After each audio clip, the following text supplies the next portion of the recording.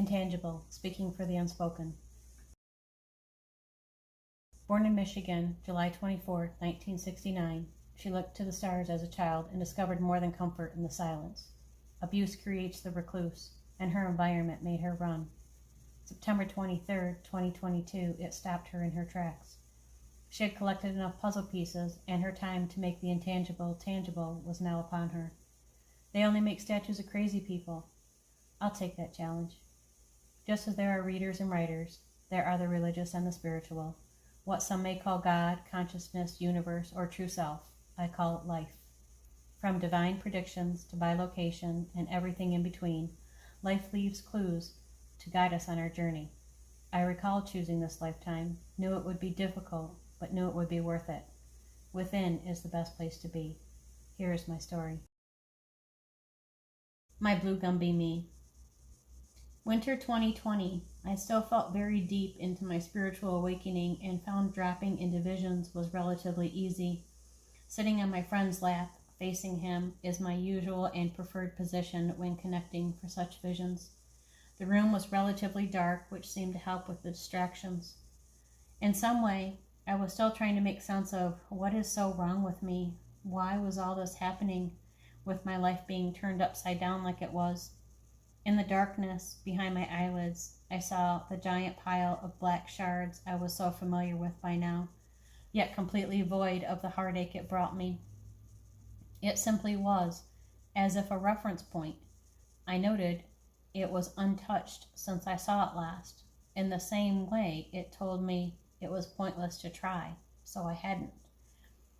The view zoomed out, and I saw what I knew was another version of me, facing me, but made of a light blue transparent material, as if made of light by a gentle glow, and I could see the stars in the darkness around and through it, identifying my location as being in outer space, far away from any planetary body. I noticed the giant pile of shards in the foreground of my peripheral as it was pushed to the right side and made quite small in comparison. I realized at that point it was in outer space also, where before it consumed my entire view.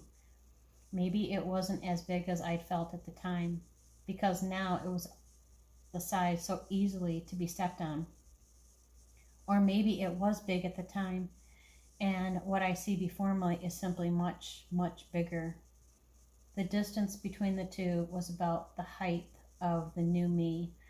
Nothing but darkness laying in between, as if that space was a fog I was carried through after the shards, and I was now seeing what was next. There were 3 others around me, made of the same light blue material of light, but more defined as one might expect of a finished product. Mine seemed to be in the process, as if a seamstress had laid the light, airy fabric over a frame of me, and they were tending to it, creating it for me as I watched silently from the sidelines. It wasn't easy to describe in that moment to my friend, so I described it as my Blue Gumby Me, an avatar in today's world, another version of me, but I was watching, so it wasn't me yet knowing it was being prepared for me. One to the left, standing, and seemed to be fitting the material around my right shoulder. The other 2 were on the right, my left side. One was kneeling, as if fitting or pinning it. The third was standing with something in the right hand near my Gumby Me head. It seemed to be a device for data, and I wasn't sure if it was scanning or reading the progress, or if it was working on my head itself. A few weeks later, I saw my Blue Gumby Me again, which now looked much more like an early software character, yet somehow not rudimentary at all. This time it appeared more complete, with a smooth surface made of the same light blue light. The other difference I noticed were 3 areas on my Gumby Me body that appeared as black holes, shaped like missing puzzle pieces.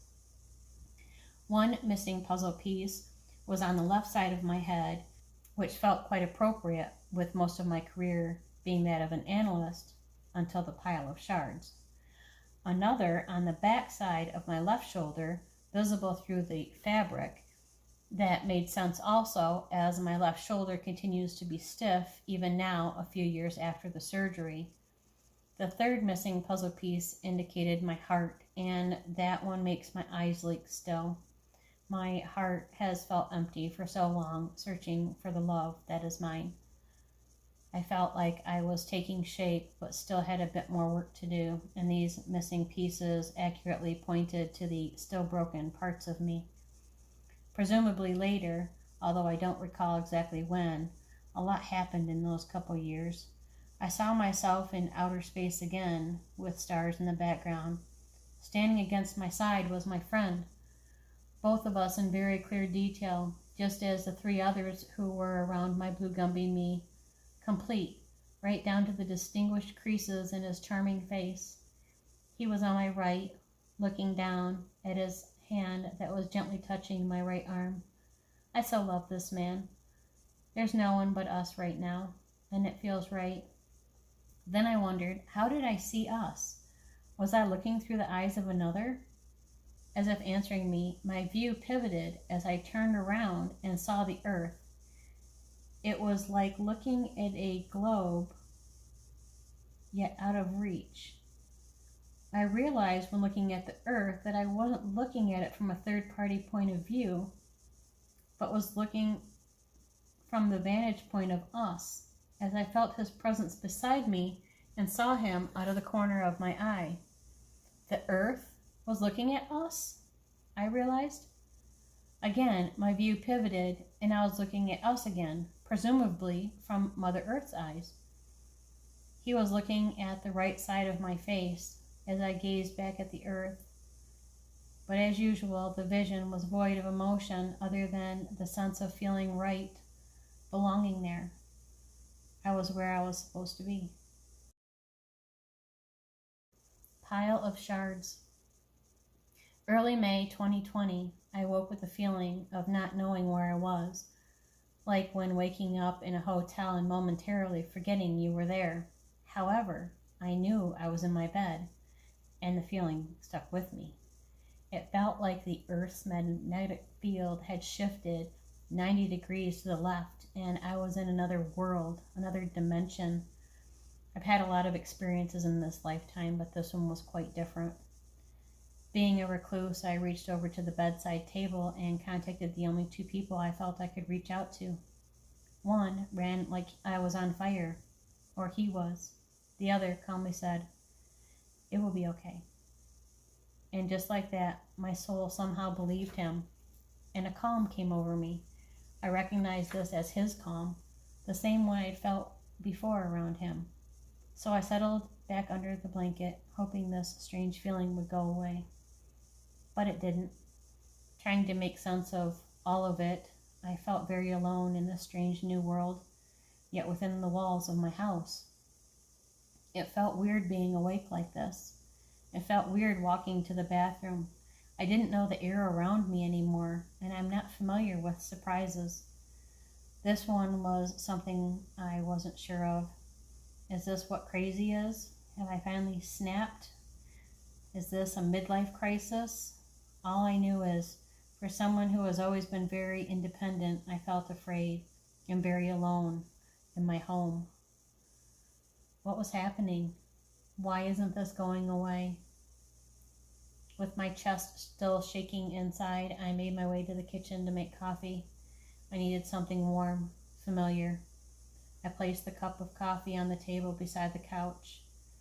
A vision never lasted this long. This is so weird. The air feels so different, I repeated in my head. I'm not used to this new energy, and I'm not sure if I like it. After sitting down, I closed my eyes, feeling my chest shaking within, focusing on my strangely calm breathing and trying hard to maintain some semblance of composure about me. Stay focused.